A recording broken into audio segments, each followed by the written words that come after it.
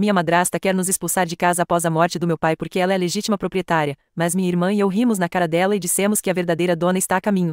Tenho 16 anos e meu pai faleceu há 3 dias. Minha irmã Olivia, de 14 anos, e eu já sabíamos que isso ia acontecer. Ele lutava contra uma doença degenerativa há quase 4 anos, mas saber disso não tornou as coisas mais fáceis. Sempre pensei que estaria preparada para quando esse momento chegasse, que estaria pronta para receber o golpe. Sou a irmã mais velha, então deveria ser forte para quando Olivia precisasse de mim, mas não há nenhum tipo de preparação que te ajude a enfrentar uma coisa dessas. Meu pai era a pessoa mais importante do mundo, a única em nossas vidas que sempre estava lá, não importava o que, e agora ele simplesmente não está mais. Ver alguém que você ama se esvaindo pouco a pouco, dia após dia, é brutal, mas pelo menos quando ele se foi, estava cercado de pessoas que o amavam, ou era o que eu pensava, agora não tenho tanta certeza. O planejamento do funeral começou quase imediatamente, mas não porque minha irmã e eu quiséssemos. Marlene, minha madrasta e a pessoa no centro dessa história, tomou as rédeas antes mesmo de termos tempo de processar nossa perda. Ela disse que se encarregaria de tudo e que Olivia e eu deveríamos nos concentrar no luto ou algo assim. No começo, pensei que talvez ela estivesse tentando ser atenciosa, mas logo percebi que só queria nos tirar do caminho. Para dar um pouco de contexto, Marlene se casou com meu pai há 3 anos e, para ser honesta, nunca gostei dela, nem Olivia. Sempre houve algo nela que parecia estranho, como se ela tivesse a habilidade de dizer exatamente o que as pessoas queriam ouvir no momento certo, mas com uma vibe calculista. Não parecia natural, embora ela tentasse fazer parecer, e em particular, quando estávamos apenas nós 3, ela, Olivia e eu, era diferente. Conhece a mulher loira de A Operação Cupido? Marley é muito parecida com ela.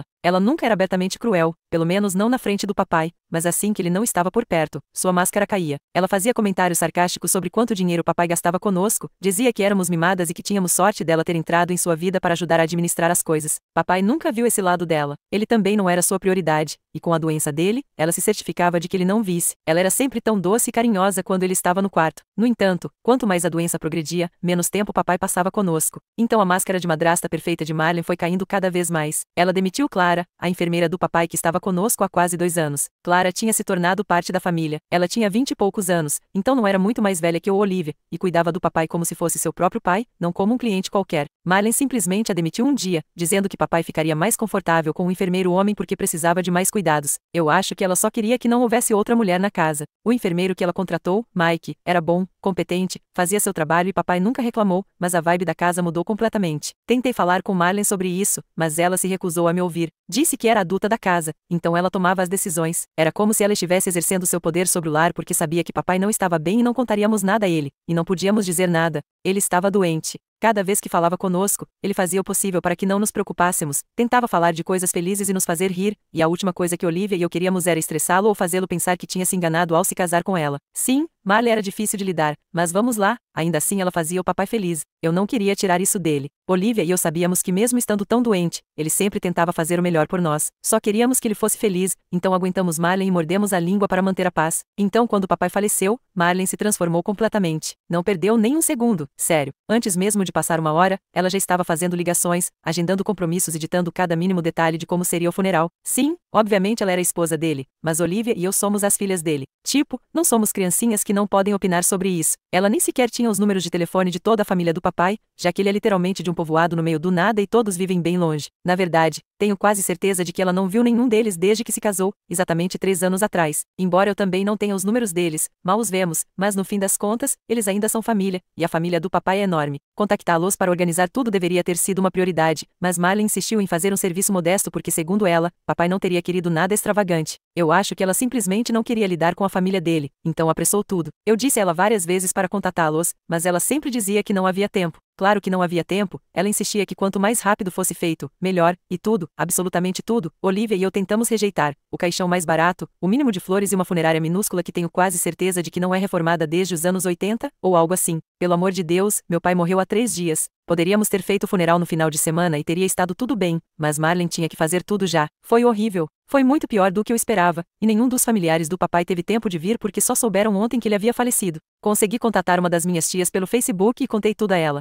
Eu não deveria ter que fazer isso, eles deveriam ter estado aqui. Olivia e eu estávamos sozinhas por culpa da Marlene, que passou todo o tempo do serviço se exibindo para todos os amigos e familiares dela, que claro, foram informados assim que papai morreu e puderam chegar a tempo. Ela era a imagem perfeita da viúva desconsolada, chorando com um dos lenços do papai e se agarrando às pessoas, dizendo a todos que quisessem ouvir o quanto amava meu pai, o quão arrasada estava e como era jovem demais para ser viúva. Tentei manter Olivia o mais longe possível dela. Queríamos honrar nosso pai, queríamos nos despedir dele, mas como poderíamos nos concentrar nisso quando o que deveria ter sido uma cerimônia bonita, cheia de familiares, era um palco vazio para Marlene se exibir? Depois do serviço, houve uma recepção em nossa casa, de como se fosse a dona do lugar desde o dia em que se mudou, então é claro que aproveitaria para se pavonear pela casa com seu vestido, lamentando quão horrível era ser viúva e ficar encarregada de duas meninas jovens, as mesmas meninas para quem ela não dirigiu nem um olhar porque estava ocupada bebendo taça após taça de vinho enquanto seus amigos e familiares a consolavam e bajulavam. Enquanto isso, minha irmã e eu tentávamos entreter os poucos familiares que conseguiram chegar a tempo. Olivia e eu escapamos para nossos quartos assim que pudemos, já que eu podia ver que minha irmãzinha estava exausta e francamente, eu também. Fiquei com ela até que ela dormisse e agora estou aqui sentada em sua cama, escrevendo isso no meu computador enquanto espero que todos lá embaixo vão embora. Não estou publicando isso para pedir conselhos nem nada, só quero tirar isso do meu sistema e meu diário está no meu quarto. Não penso em deixar Olivia sozinha agora, então é o que é. Atualização. Se você está lendo isso, provavelmente viu minha postagem de algumas horas atrás sobre meu pai doente, minha madrasta e como ela tem agido desde que ele faleceu há alguns dias. Olivia e eu ainda estamos escondidas no andar de cima. O plano era ficar aqui até que todos os convidados da recepção fossem embora, para que pudéssemos descer até a cozinha e pegar algo para comer sem ter que lidar com os amigos da Marlene bajulando ou com as poucas pessoas que realmente eram amigas do meu pai, porque embora eu tenha certeza de que elas têm boas intenções, estar perto delas neste momento é um pouco sufocante. Dado o tempo que já passamos aqui e o ruído significativamente menor, supusemos que a maioria dos convidados já havia ido embora. Já está bem tarde, especialmente para um dia de semana, então provavelmente todos têm que trabalhar amanhã, mas o estranho é que ainda havia barulho vindo lá de baixo. No início, pensei que talvez fosse Marlene limpando ou conversando com alguma de suas amigas. Então, Olivia e eu nos esgueiramos até o topo da escada para dar uma olhada, só para ter certeza, e foi então que ouvimos a voz de um homem. Eu não a reconheci, e Olivia também não. Talvez fosse um dos amigos do meu pai que ficou para oferecer apoio à viúva desconsolada, dado o show que ela fez durante o funeral, mas quanto mais ouvíamos, mais claro ficava que não era uma conversa amigável de consolo. Marlene estava rindo, isso mesmo, rindo. Menos de 12 horas depois de enterrar seu marido, meu pai, lá estava ela, na casa onde ele viveu, rindo e flertando com algum homem. Olivia e eu nos olhamos completamente perplexas. Olivia perguntou: "O que diabos a Marlene está fazendo?" Eu não tenho ideia. Olivia obviamente estava tão perdida quanto eu. Parte de mim queria e ainda quer descer e confrontá-la diretamente, mas a outra parte simplesmente não tem energia para lidar com o que quer que ela esteja fazendo desta vez. Ela pode rir, flertar ou fazer o que for lá embaixo, mas eu enterrei meu pai. Olivia concorda, e acho que ela também parece exausta. Acho que ambas só queremos que se ficarmos aqui em cima, ela nos deixe em paz, talvez para sempre. Estamos no meu quarto agora, que fica um pouco mais afastado da escada, e com a porta fechada, não podemos ouvir muito. Olivia voltou a dormir. Há pouco tempo, abri a porta só um pouco para escutar, e ainda consigo ouvi-los lá embaixo. Agora tenho quase certeza de que ouvi o som de taças de vinho se chocando ou algo assim, e eles estão sendo muito mais barulhentos do que antes. Provavelmente ela está bêbada de novo. É uma loucura, ela passou o dia inteiro fingindo ser essa esposa desconsolada e sofrida, e agora está lá embaixo vivendo a vida com algum homem, como se não tivesse nenhuma preocupação no mundo. Atualização 2. Algumas horas depois da minha última publicação, as coisas foram de mal a pior. Leiam minha outra publicação para entender o contexto, mas para que vocês tenham uma ideia, Olivia e eu ainda estávamos no meu quarto e naquele momento, eu já estava tentando dormir um pouco. Diria que por volta da meia-noite, Marlene nos chamou aos berros lá de baixo. Literalmente gritou para descermos imediatamente. Não posso escrever exatamente o que ela disse por causa das regras aqui, mas ela estava obviamente bêbada. Mesmo assim, não tinha aquele humor risonho que tínhamos ouvido antes. Também não estava brava. Tinha uma atitude, sei lá, como se estivesse pronta para se exibir, algo arrogante seria a melhor palavra, mas não sei como descrever exatamente. Ela estava feliz, mas de uma forma que parecia calculada. Ela ainda tinha uma taça de vinho na mão, o que não foi uma surpresa. O cara que ouvimos antes já não estava, mas me distraí quando ela fez um gesto para que nos sentássemos, como se estivesse convocando seus súditos leais ou algo assim. Muito casualmente, como se estivesse falando do clima, ela disse para mim e para Olivia que tínhamos que arrumar nossas coisas porque queria que saíssemos de casa antes do fim da semana. Eu nem respondi, fiquei olhando para ela até que Olivia perguntou o que diabos ela queria dizer com aquilo. E aí Marlene teve a cara de pau de dizer para Olivia que aquela casa era dela agora, porque nosso pai tinha deixado tudo para ela no testamento e como era legítima dona, ela decidia quem podia ficar e queria que nós fossemos embora. Não sei se foi pelo cansaço ou pelo quão ridícula ela estava sendo, mas Olivia e eu nos entreolhamos. No momento em que nossos olhares se cruzaram, caímos na gargalhada porque ela simplesmente não podia estar falando sério. "Esta é a nossa casa",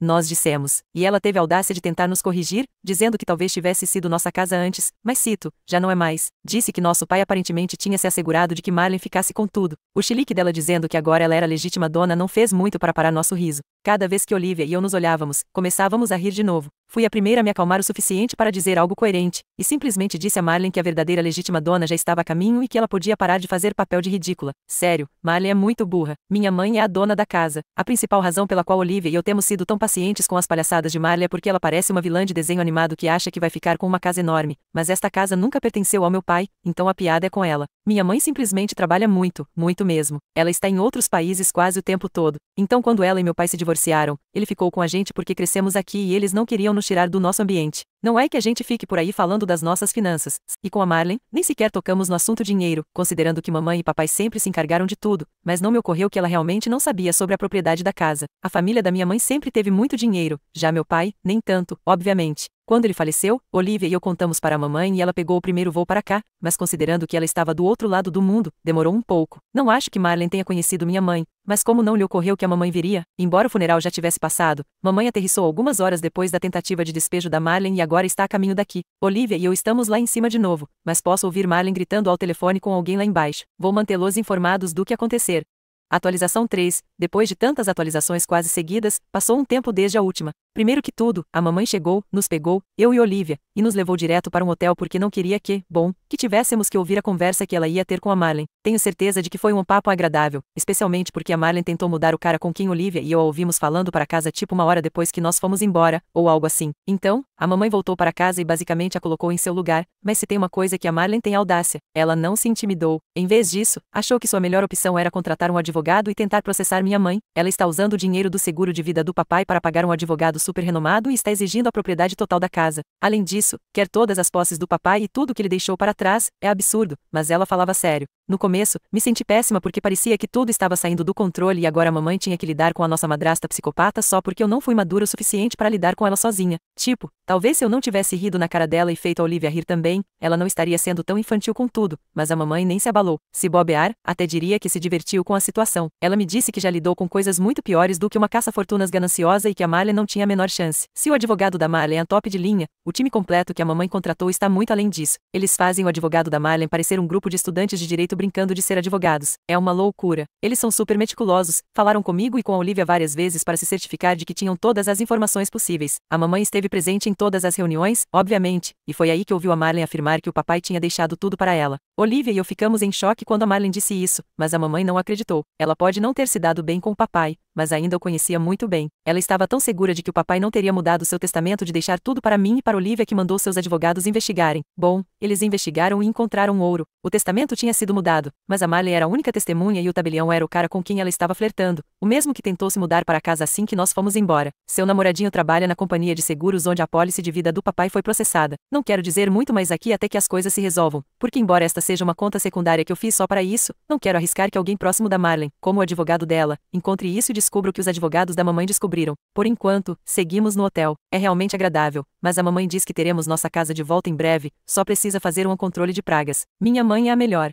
Atualização 4. Marlen foi presa. Não vou nem tentar explicar tudo o que aconteceu desde a minha última atualização sem parecer uma louca eufórica porque alguém foi para a cadeia, ok? Então, se você já leu tudo o que escrevi antes, sabe que o time de advogados da mamãe descobriu que a Marlen e o tabelião da seguradora manipularam o testamento do papai e a apólice do seguro de vida dele. Vamos recapitular algumas coisas que omiti antes de entrar nos acontecimentos atuais. Resulta que o cara do seguro, Man, em que é um nome ridículo para um homem branco enorme de aparência genérica, era na verdade, ex-namorado da Marlen. Eles terminaram pouco antes dela começar, a sair com o papai, mas claramente nunca se separaram de verdade. Eles só estavam executando um plano. A principal teoria agora é que o Man descobriu a apólice gigante do papai e ele e a Marlen bolaram um plano para ficar com o dinheiro. Que coincidência, né? A Marlen conhece meu pai doente, solitário e solteiro, e a próxima coisa que você sabe é que ela é a única beneficiária de todas as apólices, assim do nada. Então eles se dedicaram a manipular absolutamente tudo. Aparentemente, as datas e nomes envolvidos deixam tudo bem claro. Eu não sei todos os detalhes, já que a mamãe não quer que Olivia e eu fiquemos mais envolvidas do que o necessário, mas o ponto é que as provas são incontestáveis e os advogados da mamãe os denunciaram imediatamente. O Man foi preso no trabalho ou algo assim, mas a Marlen teve o prazer de ser presa do lado de fora da casa que ela pensava que era dela. Olivia e eu pudemos ir assistir, mas tivemos que ficar no carro. Eu juro, ela passou por todos os estágios da negação. Primeiro tentou se fazer de confusa, dizendo que não tinha ideia do que estava acontecendo. Depois passou para a barganha, implorando e até gritando para o carro em que estávamos, dizendo coisas como: "Seu pai não queria isso."